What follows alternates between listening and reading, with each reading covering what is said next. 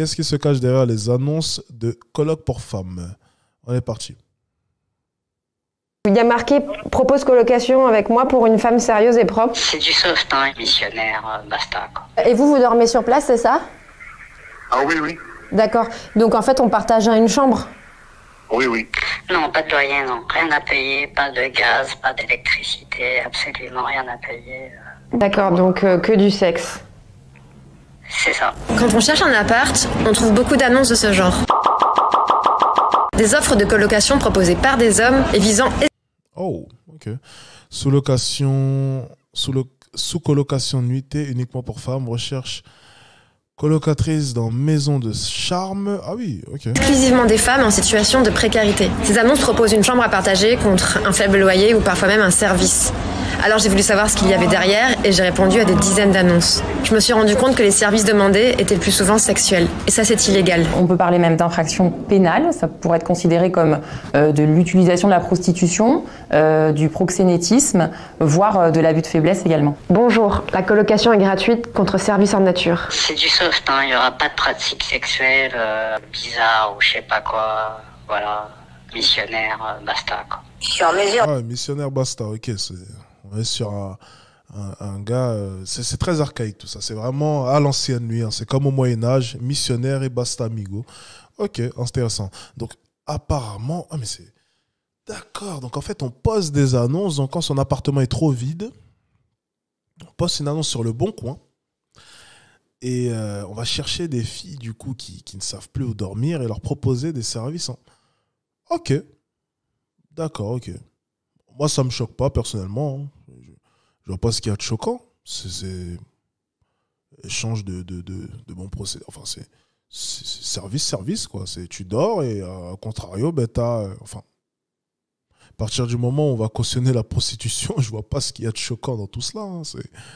On va faire tout un tas de reportages sur il faut protéger les...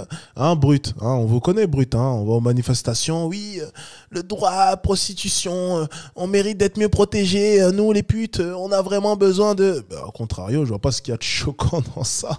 C'est simplement des hommes qui te payent, mais d'une autre manière. Ça reste la même chose.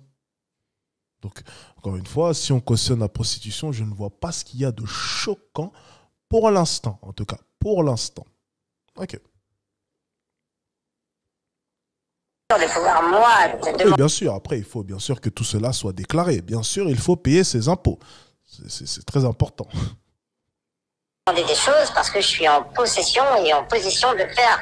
Donc après, ce que j'attends derrière toi, c'est une confiance transparente et pas, on va dire, des mauvaises intentions derrière. Quand on lit ce type d'annonce, c'est assez éloquent. Pas d'homme SVP pour une ou deux femmes ou jeunes femmes.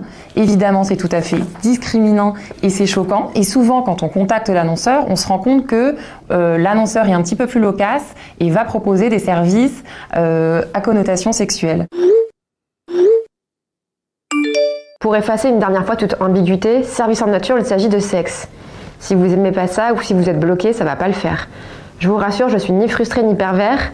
J'ai horreur de courir après les femmes et aussi je n'ai pas fait vœu d'abstinence. Je fais comme des amis et ça me va. Est-ce que c'est légal de proposer une chambre à partager avec 2 lits séparés ? Alors, c'est assez flou et la loi ne se prononce pas clairement là-dessus.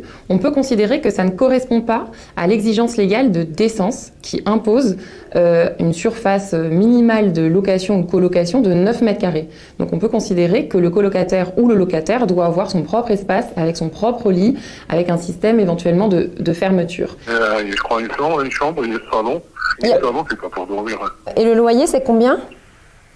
Non, c'est gratuit, juste pour faire gratuit, c'est juste pour dépanner. Vous avez quel âge, vous ? Moi, j'ai 25 ans. 25 ans.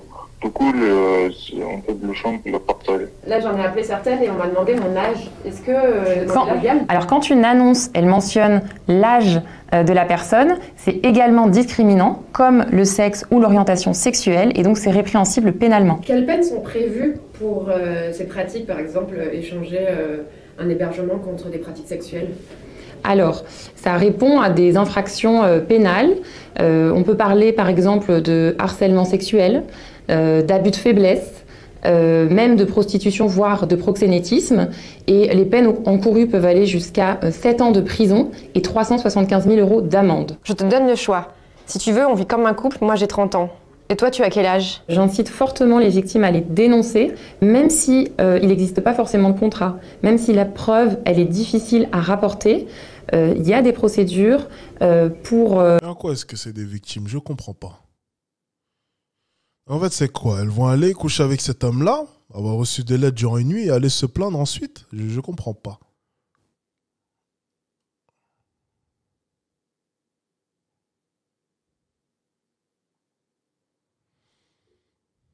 Pour dénoncer ce genre de pratique, pour engager la responsabilité pénale des annonceurs. Les avocats sont là pour aider les victimes et on a des systèmes d'aide juridictionnelle pour les victimes qui sont dans un état de précarité et qui ont besoin d'aide. Encore une fois, ça c'est fou. On sait pas. Enfin, écoutez, il n'y a rien de choquant. Encore une fois, j'ai vraiment un problème avec tout cela. C'est on va défendre par moment la prostitution et puis il y a certains aspects qu'on ne va pas cautionner, tu vois. Encore une fois, je trouve ça assez, comment dire, hypocrite. Parce que là, si on réfléchit bien, c'est quoi? C'est des hommes, du coup, qui vont proposer un service. Au final, le service, c'est quoi? Un service de base dans le monde de la prostitution, c'est quoi?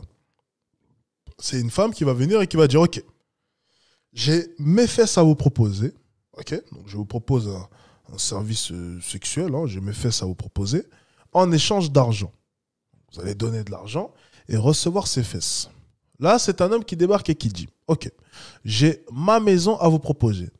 En échange, excusez-moi, je voudrais vos fesses.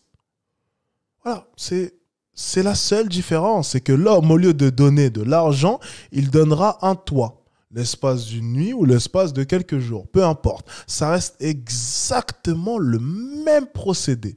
Il n'y a aucune différence. La maison est financée avec un loyer, donc avec de l'argent. C'est exactement le même système. Alors pourquoi est-ce que dans ce sens, on parlerait d'harcèlement ou je ne sais quoi? Enfin, je trouve ça quand même assez hypocrite de leur part. Et on va aller défendre les prostituées, les putes, lors de leur marche, et dire que le droit à la prostitution est important. Bon, original.